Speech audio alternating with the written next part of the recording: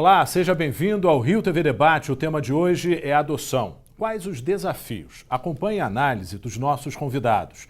Marcos Gladstone, pai adotivo, Silvana Monte, diretora de assuntos jurídicos da Associação Nacional de Grupos de Apoio à Adoção, e Felipe Fernandes, advogado de Grupo de Apoio à Adoção. Muito obrigado pela presença de todos vocês. Eu queria poder entender essa questão que é uma conta que quase não fecha e muita gente fica na curiosidade. Existem mais pais interessados, adotivos, no caso, habilitados para adoção, do que crianças em abrigos. Por que dessa questão? Começando com você, Silvana. A questão é usualmente redebitada aos adotantes, o que não é a realidade. O perfil tem sido aumentado paulatinamente através das frequências nos grupos de apoio à adoção, onde se trabalham as adoções necessárias. O gargalo desse tempo todo, desse problema que nós temos, é justamente o judiciário, porque é um processo de destituição do poder familiar, que é aquele processo que deixa a criança livre para adoção, deveria durar apenas 120 dias para o seu início e finalização. E nós temos pesquisas que apontam até 7 anos e meio. Mas essa é a média? As médias são diferentes de local a local. Mas aqui no Rio, particularmente, nós temos processos de destituição de poder familiar que são muito longos e chegam ao STJ, ao STF. Então, isso é uma questão muito séria. A gente precisa diminuir essa litigância enorme com relação aos processos de destituição do poder familiar. Felipe, são 42 mil habilitados, não é isso? Sim. E 8 mil crianças para adoção. Sim. Se existem mais pais querendo, por que a gente não consegue levar essas crianças para bons lares? Justamente o que a Silvana falou, Sérgio, a demora no processo de destituição acaba fazendo com que, se a gente tem uma média de 7 anos, uma criança de 2 anos só seja destituída do poder familiar e assim fique apta a ser adotada com 9 anos para 10 anos. Mas a lei prevê o quê? A lei prevê que o processo de destituição dure até 120 dias, prorrogáveis por mais 60 dias se houver recurso. E por que isso não é feito? Infelizmente, o prazo para acontecer esses andamentos processuais, o judiciário não dá conta. Por exemplo, uma citação fora do Estado, ela vai demorar 40, 60, 90 dias. Se o processo todo deveria ocorrer em 120, a gente tem uma média 120 mais 60, contando com o tempo do recurso, então a gente teria 6 meses. A gente tem uma média nacional dita pelo Ministério da Justiça, que é de 7 anos, é porque tem alguma coisa errada em relação à parte procedimental, né? A nova lei, ela realmente melhorou, ou pelo menos ela buscou melhorar, vamos ver na prática, porque ela é muito recente, 22 de novembro desse ano. Então, a gente não pode esconder e tapar o sol com a peneira que há um descompasso entre quem quer adotar e o perfil da criança que está destituída do poder familiar, o habilitado e a criança ou adolescente que está lá no cadastro disponível para adoção. Os grupos de apoio à adoção trabalham exatamente na fomentação dessas adoções que a gente chama de adoções necessárias, que são grupos de irmãos, crianças com problemas de saúde, adoções interraciais, crianças com HIV, né? A gente estimula muito isso. Agora, o problema maior não está aí, o nó da adoção não está no perfil do habilitado, e sim na demora da destituição, porque a idade também é um fator muito preponderante. Marcos é um exemplo da questão da adoção tardia, né, Marcos? Eu queria que você contasse um pouquinho do seu caso. Você adotou 2 meninos de 6 e 8 anos, né? Teoricamente, essas crianças já estariam aptas para serem adotadas com maior facilidade, talvez não tenha tanta fila, né? Como é que aconteceu com você? Então, na verdade são 3, né? A gente também Sim, além da adoção, criança que é mais nova, bebê, mas é um perfil caso diferenciado, da adoção né? tardia. Então, na adoção tardia, a gente foi chamado rápido, porque não havia uma fila muito grande. Na verdade, não havia nem fila para adotar uma criança na época de 7 anos de idade, ou de 6 anos, né? E aí a gente foi logo chamado para poder ver a criança, saber se a gente se interessaria por aquela criança. E aí a gente começou todo o processo de ir aos grupos de apoio à adoção, de conhecer a criança no abrigo, não é? E aí a gente, depois de todo esse processo, a gente começou, né? A gente pegou a guarda, e aí que foi uma um parto quase, assim, mais do que um parto, né? Que um parto duraria aí 9 Demorou meses. quanto Né? tempo? Foram 4 anos até finalizar todo o processo. Por que demorou? Na verdade, não havia muita complicação, porque os pais não responderam, né? Mas, por exemplo, o primeiro, o pai morava no Nordeste e acabou acontecendo o que o Felipe falou. E aí foi lá citar e já era, até voltar a citação, e aí ficou alguns anos nessa questão toda. E já no segundo, não sei por que demorou tanto tempo essa questão de ir citando, aí pede para citar de outras formas, por edital, e tem que encontrar algum familiar, não é? Eles não eram irmãos. Eles não eram irmãos e os familiares não respondem também, porque ninguém responde. Né? Na verdade, aí o processo vai demorando e tomando um tempo assim que é muito complicado. E aí fica uma incerteza, né? Por exemplo, o nome ainda não está lá na certidão de nascimento. As leis mudam todo dia, né? A gente pensa, não vai poder adotar mais, vão mudar as coisas. Aí a gente fica com uma incerteza muito grande, né? A questão do colégio, por exemplo, né? Os documentos todos estão com o nome. E aí você imagina ele já tendo que ser chamado por outro nome, né? Sim. E é muito comum a gente também fazer a troca dos nomes, né? Até mesmo para que familiares, né, de repente não venham ter problemas, às vezes em redes sociais, né? Assim, por exemplo, aqui no Rio de Janeiro, né? Tem um nome tal, aí a gente mudam-se os nomes, né? Para nova certidão, né? E aí isso acaba gerando um desconforto, gerando uma incerteza, né? Quando meus filhos viram a certidão deles, foi o dia mais feliz da vida deles. Assim. Legal esse momento. Agora, quando você adotou a terceira criança, que é uma menina de 2 anos, né, de idade, foi assim também? Demorou? Assim, a gente teve, como a gente já tinha feito já a habilitação, já estava levando, já eram 6 anos já. E aí foi mais fácil, a gente já estava habilitado já há um bom tempo. E aí ela não teve tanto empecilho, a gente conseguiu fazer um processo mais rápido? Um pouco mais rápido, Quanto por tempo? incrível que pareça. Deve ter levado aí uns 3 anos, assim, 2 anos, né? 2 anos, na verdade. Silvana, pela sua experiência em relação aos grupos de apoio, quando os pais interessados em adotar chegam a alguma associação, eles idealizam muito essa criança e isso pode atrapalhar no futuro, porque a criança que eles idealizam não tem disponível nos centros de recolhimento? Na realidade, a gente, nos grupos de apoio à adoção, que são mais de 160 no Brasil inteiro, a gente trabalha a criança ideal para chegar na criança real. Justamente. Né? Então, é um trabalho muito bem feito por todos os grupos e a gente também acompanha, especificamente no Rio de Janeiro, as pessoas que estão se habilitando, em fase de habilitação, até os abrigos. A gente faz visitas supervisionadas, onde as pessoas vão para brincar e conhecer, mas não para escolher.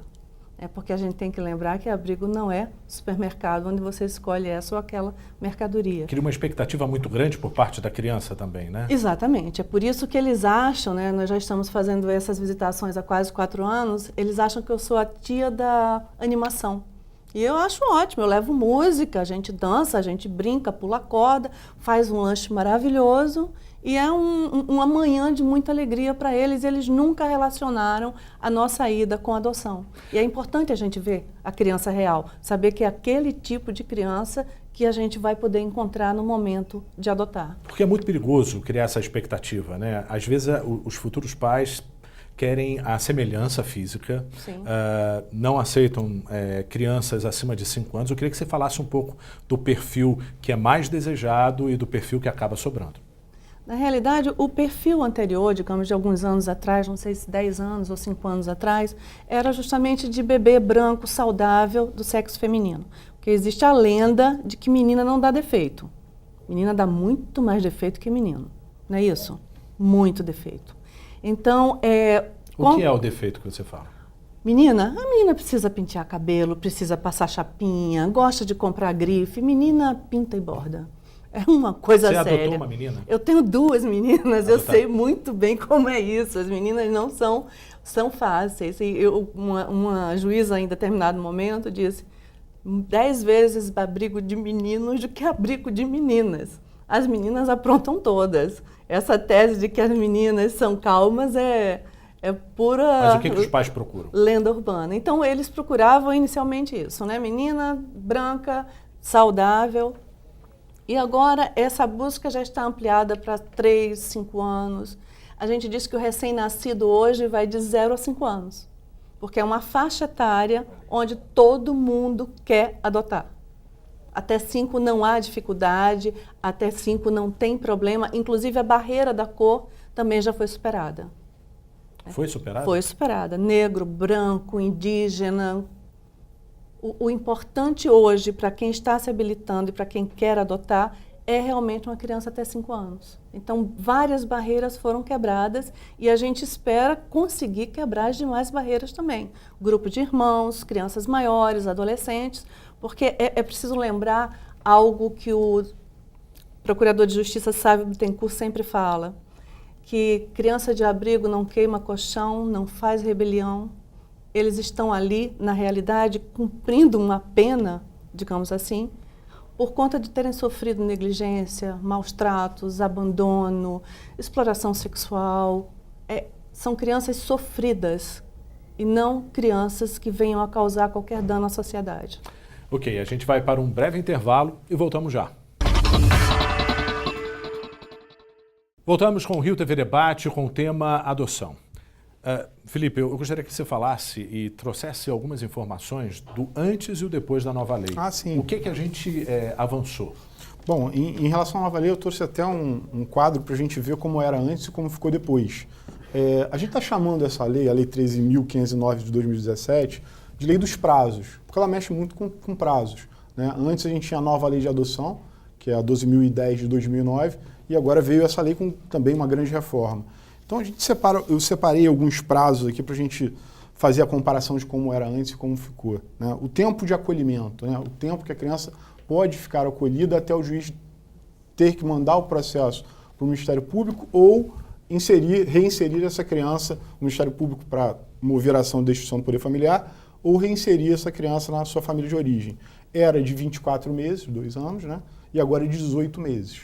Isso foi uma mudança muito positiva, porque a gente reduz 6 meses aí no tempo de acolhimento da criança. A busca pela família extensa, os avós, os tios, enfim, os parentes, não tinha prazo, então poderia ficar indefinidamente.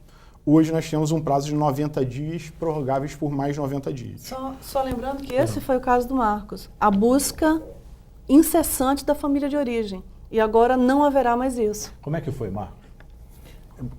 Na verdade, foi o ponto principal onde fez com que os dois processos se delongassem tanto, não é? Você falou que teve uma dificuldade para mandar documentos. Como é que foi na prática? Porque a lei previa exatamente a questão de esgotar todas as formas de se achar algum parente ou algum familiar e não apenas achar, mas que ele respondesse, né? Que a questão toda é responder. Achar, muitas vezes até se acha, mas, né, eles não assinam, eles não têm uma resposta, somem, né? Isso acaba demorando muito. Agora, uma coisa interessante, que eu acho que é importante, até a gente falou um pouquinho no outro bloco, é porque às vezes a pessoa vai no abrigo, né, ela pensa assim, não, eu vou lá e eu vou adotar. Não é isso que acontece, né? A adoção é uma via de mão dupla. Nós adotamos e as crianças também precisam adotar, né? Como é que foi no seu caso? Não pensa assim, eu vou chegar lá e vou gostar de alguém e vou levar para minha casa como se fosse um supermercado. Não é assim que acontece. Como é que foi no seu caso?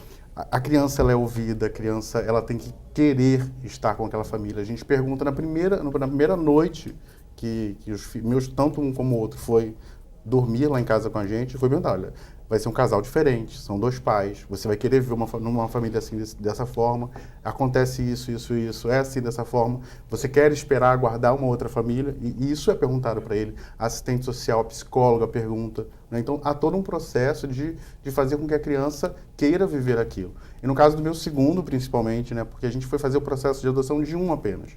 Né? E quando a gente adotou esse primeiro, o segundo ficou muito frustrado e pediu para poder ser adotado porque ele falou, olha, eu queria viver naquela família, né? E ele foi ouvido e a assistente social procurou a gente, a psicóloga procurou a gente, olha, vocês não querem viver, dar essa chance e ter essa oportunidade de adotar mais um? Silvana, a adoção é um encontro? Muita gente acaba tendo uma ideia um pouco equivocada de caridade, ou seja, a solidariedade social, mas é um encontro. Como é que você analisa uma adoção? É um encontro, sim. E não tem nada a ver com caridade, com bondade. Quem adota não é um ser excepcional. Eu acho que, na realidade, nós adotantes somos egoístas, porque a gente recebe muito mais do que a gente dá. Né? Como é que foi o seu encontro? O meu encontro foi através de uma ligação. Eu já estava habilitada, de um assistente social dizendo: recebemos uma criança com as características que a senhora gostaria e precisamos saber se a senhora vem buscar a 3.000 quilômetros. Então, eu estava na estrada, na Dutra, com meu marido, a minha filha, minha mãe. Foi o tempo de chegar em casa, passar, arrumar roupa, essas coisas, e já era minha. Se eu chegasse lá e encontrasse uma criança sem empatia nenhuma comigo, já era minha. Tá? A gente não pensou duas vezes, era a nossa filha. Vocês viveram uma gravidez psicológica, psíquica, como é que é o termo correto, assim? Ficaram grávidos nesse período de procura? Porque existe muito esse sentimento? Não, eu acho que eu sou um pouquinho hiperativa. Eu ficava mandando habilitação para todos os estados, que naquela época não tinha um cadastro nacional. Então eu mandei para 92 comarcas e eu achava que em qualquer lugar ia me chamar. E como realmente chamou, era expectativa muito grande, entendeu? De buscar a minha filha. No meu caso, pelo perfil, né? Porque a gente entendeu que o perfil nosso, sendo mais amplo, ia facilitar mais, né? Sim.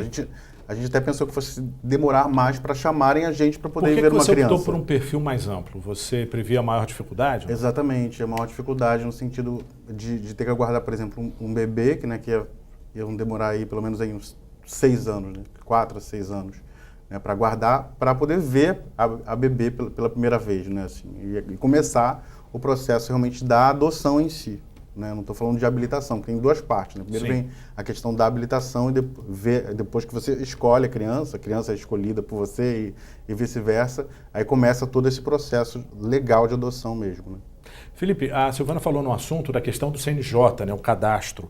Ainda está em vigor? Ou seja, está parado? Sim. Como é que funciona? O CNJ é o Conselho Nacional de Justiça e o CNA é o instrumento que o Conselho Nacional de Justiça criou para fazer o cruzamento de dados de forma nacional. Como a Silvana estava falando antes, a gente se habilitava, faz o processo de habilitação na sua vara de origem e distribuía até onde você conseguisse ir a sua carta de habilitação. E agora? Agora não, desde 2008, na verdade. Em abril de 2008 veio a Resolução 54 CNJ, criando o CNA, Cadastro Nacional de Adoção. Esse cadastro, ele é um cruzamento de dados. Ele repete o que acontecia nas comarcas, só que de forma nacional. Então, tem os dados dos pretendentes e os dados das crianças disponíveis, só que ao invés de ter só o da comarca do Rio, ou da comarca de São Paulo, ou da comarca do Ceará, você tem o dado nacional. Então, a partir daí, você faz o cruzamento de dados nacionalmente. Uma pena que o cadastro não está funcionando. Desde quando? O cadastro ele nunca foi um instrumento fechado e muito bem regulado. Entretanto, em maio de 2015, houve uma atualização, vamos dizer assim, um upgrade do sistema, que é o CNA 2.0, que praticamente inviabilizou as buscas fora das próprias comarcas. Silvana, isso atrapalhou, ou seja, atrapalha o início do processo? Com certeza, porque como o juiz, por exemplo, lá de Manaus, vai conseguir colocar aquela criança que só tem pretendente no Rio de Janeiro se uma vara não pode falar com a outra via cadastro. Então, inviabilizou esses encontros.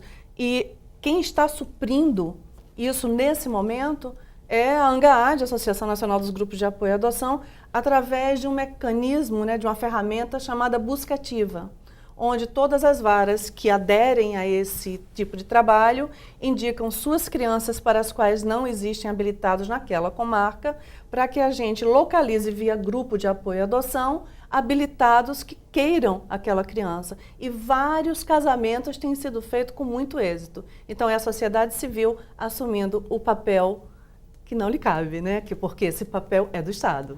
Silvana, eu tenho interesse em adotar. O que eu devo fazer? O que os nossos telespectadores podem esperar de um caminho, digamos que um pouco mais curto? Porque eu estou ansioso e quero adotar, ou seja, procuro uma associação, revejo o meu perfil. O que eu preciso fazer? Bem, a primeira coisa é passar numa vara da infância e da juventude da sua comarca. Se não tiver vara da infância e da juventude, na vara única, né? Cidades pequenas. E lá verifique os documentos que estão sendo solicitados. São os mesmos documentos, mas o formulário, o requerimento, geralmente fica disponível no cartório da vara da infância. Então, lá tem requerimento para juntada de carteira de identidade, CPF, comprovante de residência, comprovante de rendas. Tem uma pequena variação de vara para Mínima, vara, né? assim, pede uma certidão de idoneidade moral, que uma outra vara não pede, mas basicamente está tudo no artigo 197A do A, 197A do ECA, que são os documentos necessários para todas as comarcas. Uma comarca pode ter um pouquinho mais, um pouquinho menos. O Ministério da Justiça, ele ampliou a questão do apadrinhamento afetivo ou não? Não, a nova lei... A nova lei já garante isso? Sim, a gente já vinha tratando aqui no Rio de Janeiro, especificamente, já temos um trabalho de anos de apadrinhamento. Nós temos até o juiz da quarta vara que ganhou o prêmio Novari no ano passado, se não me engano. 2015. 2015, Novari ganhou 2015. com o trabalho de apadrinhamento afetivo, né? Então, a nova lei veio colocar ela no ECA também, né? Esse trabalho de apadrinhamento, que é muito importante, porque faz com que a criança que não tenha convívio familiar e comunitário, como prevê o 227 da Constituição, ela tenha convívio, pelo menos com um padrinho, pelo menos com alguém que vai dar uma estrutura inicial de família, porque antes disso as crianças ficavam literalmente varridas para debaixo do tapete da sociedade, né? A gente vai fazer um breve intervalo e voltamos já. Voltamos com o último bloco do debate sobre adoção. Felipe, você falava da questão das leis, né, da mudança, né? Sim. Que tipo de sugestão, que tipo de avanço a gente consegue configurar nessa nova lei? Acho que um grande avanço na lei, apesar de não ser um avanço que eu acho que vai poder ser colocado em prática inicialmente, mas a proposição de uma data, de um tempo para a duração do processo de adoção. Antes nós não tínhamos essa previsão e com a 13.509, que é essa nova lei, nós temos 120 dias prorrogáveis por mais 120 dias. Então, são 240 dias no total para que uma adoção comece e termine, né? Isso já é um avanço no sentido de que temos um prazo a perseguir, né? Há outros prazos também muito interessantes, por exemplo, o Ministério Público, quando recebe o processo do juiz para começar o processo de destituição do poder familiar, ele tinha 30 dias, agora ele tem 15. Outra modificação são os dias dos prazos. Com o advento do novo Código de Processo Civil, os prazos passaram a ser contados em dias úteis. E por conta dessa contagem em dia útil, os prazos acabavam ficando maiores. Agora, com a nova lei, os prazos serão contados novamente em dias corridos. Então, os finais de semana, por exemplo, serão contados e os prazos vão diminuindo e assim diminui o processo como um todo. A palavra é agilidade, né? Marcos, você que viveu isso no dia a dia, que transforma numa certa angústia, porque o tempo passa e você não vê o seu objetivo cumprido. O que você teria de sugestão para melhorar esse processo? É exatamente essa questão dos prazos, né? A gente trabalhar bastante nisso, não ficar nessa busca incessante, né? Porque eu acho que se um pai quer realmente procurar uma criança, ele consegue ir numa vara e ir atrás, né? E tudo. E a gente vê que muitas vezes eles não têm qualquer interesse. É burocrático na sua avaliação? E acaba sendo muito burocrático, né? E isso ia acabar, assim, acho que até com a angústia das crianças, né? Por conta de várias coisas, né? Desde, por exemplo, a gente quando vai fazer uma consulta no hospital, aí o nome lá está diferente. Os documentos na escola estão diferentes. Então, você imagina uma criança ficar com 7 anos, né? Já, de repente, chegando quase no segundo grau, né? Se for uma adoção tardia, com o nome ainda diferente, quando é que isso vai acabar, né? Quando é que você realmente vai ter o nome dos meus pais na minha certidão, na minha identidade, no meu CPF, no meu passaporte, né? Então isso é muito importante. Silvana, a redução desse prazo da destituição do poder familiar, um termo jurídico, mas que faz muita diferença, né? Reduzir esse prazo é a saída para você? Uma das saídas? Na realidade, os prazos fixados na nova lei, eles só terão eficácia no momento em que os tribunais de justiça do Brasil equiparem as varas da infância e da juventude com psicólogos, assistentes sociais e pedagogos em número suficiente para atender às demandas da população. O que nós temos hoje são varas desguarnecidas e quando temos varas da infância. Porque, na realidade, as varas, desde o provimento 36 do CNJ, deveriam ter competência exclusiva em infância e juventude. Como aqui no Rio de Janeiro, na capital, é infância, juventude e idoso. E não tem psicólogo, nem assistente social, e muito menos pedagogo. Em número suficiente. Então, e esse é o nosso grande problema. Comparando com a adoção internacional, é diferente? É mais ágil? para um estrangeiro adotar aqui no Brasil? O estrangeiro ele demora mais para se habilitar no exterior. Ele passa por todo esse procedimento, só que no país de acolhida, que é o país que vai acolher a criança. Não aqui. Aqui, esses estudos são respaldados pelas comissões estaduais judiciárias de adoção internacional, através da própria equipe técnica, e eles só vêm ao Brasil quando existe uma criança já destituída do poder familiar, indicada para ele, e onde existe a aceitação dessa criança lá no país de acolhida. Então, o procedimento aqui demora entre 30 e 45 dias. E aí, realmente, é muito mais célere, porque o estágio de convivência é de, no mínimo, 30 dias e a criança já é destituída. Ou seja, será uma sentença de adoção que deve ocorrer nesse período. E é importante a gente aduzir a isso que a adoção internacional ela só ocorre se a criança foi tentada a colocação dela em todas as comarcas do Brasil. Então, a adoção internacional ela vem caindo até por conta da ampliação do perfil dos habilitados brasileiros, né? Hoje nós temos menos adoções internacionais porque as crianças que chegam a ter adoção internacional foram oferecidas ao Cadastro Nacional e não tiveram acolhida dentro do Cadastro Nacional de Adoção. Marcos, os novos grupos familiares têm buscado com muita intensidade a questão da adoção. Você acredita que é uma saída que a sociedade precisa abrir os olhos, ou seja, o judiciário já está mais sensível em relação a isso? Aqui no Rio de Janeiro, sim, né? Já desde o primeiro encontro na vara da infância, já é falado sobre isso, que é permitido, que é possível. E isso a gente acaba suprindo a necessidade de muitas crianças, né, que estão lá esperando uma família, porque eles só querem ter uma família, né? Eles só querem ter um lar, só querem ter um pai para poder chamar de pai, ou uma mãe para poder chamar de mãe. Querem ter um referencial, porque num abrigo eles não têm nome, eles não têm roupa, eles não têm absolutamente nada, não tem alguém que sente com ele para passar matéria, para poder estudar, para levar para a escola, para poder se responsabilizar realmente por aquela criança. Então é isso que eles precisam. Então até o que eu falo para esses que hoje desejam adotar, né, assim, é que procurem uma vara da infância, façam pelo meio legal, né, procurem, porque vai ser possível, não adianta ficar achando que não, vai ser, vão impedir alguma coisa, não vai acontecer isso. Como é que é o retorno que você tem dos seus filhos? O retorno é muito grande, né, satisfação de amor, né, de carinho, de dedicação, de ambas as partes. Dá muito trabalho, não é assim algo assim, né, doutora Silvana sabe bem disso, né, assim, a gente é psicóloga, é terapia, todos os tipos, mas como qualquer criança, né, às vezes a gente tem filhos biológicos que vão às vezes dar problemas tão parecidos, né, tudo. O Marcos citou um detalhe, Silvana, que eu queria que eu não queria esquecer, que é a questão da adoção irregular. Ainda existem pessoas que insistem nisso? Ainda, lamentavelmente, ainda existem pessoas que cometem crimes. E um crime, né? A gente não pode reputar esse crime de adoção.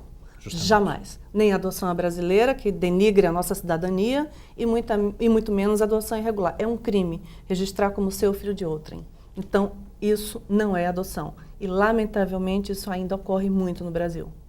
Doutor, as pessoas ainda pensam em devolver a criança quando não se adaptam? Eventualmente acontece. Agora, com a nova lei, isso vai ser um problema sério. Porque é abandono de vulnerável, né? Também. Não só nessa questão, mas aí eu estou dizendo em relação à questão da própria habilitação. A pessoa vai ser excluída dos cadastros para sempre, a partir de uma vontade de devolução, ou em guarda provisória, ou já com a criança adotada. Então, isso a gente acredita e torce para que a tendência seja acabar, né? A devolução de criança, ninguém devolve um filho biológico, ninguém deveria devolver um filho adotivo. Exatamente. Perfeito. Chegamos ao final desse debate, infelizmente, porque o tema é muito bom, mas a gente precisa das considerações finais. Começando com você, Silvana.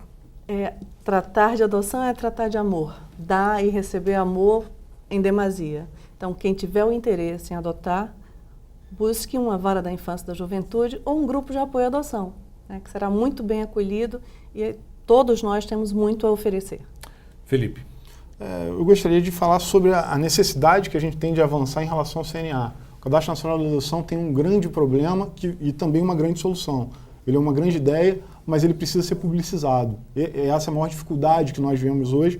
É uma informação que só o juiz, só a equipe técnica do juízo tem acesso. Então nós fazemos essa sugestão enquanto IBDFAN, enquanto ANGAAD, enquanto instituições que tratam da infância, que é dar transparência ao cadastro, dar transparência ao que se chama de fila. Eu não gosto dessa expressão porque não é bem uma fila, mas que as pessoas saibam quais são os perfis das outras e as suas próprias, mesmo que não haja necessidade de identificação nominal. Coloca só a inicial de cada um, assim como para as crianças, só as características delas.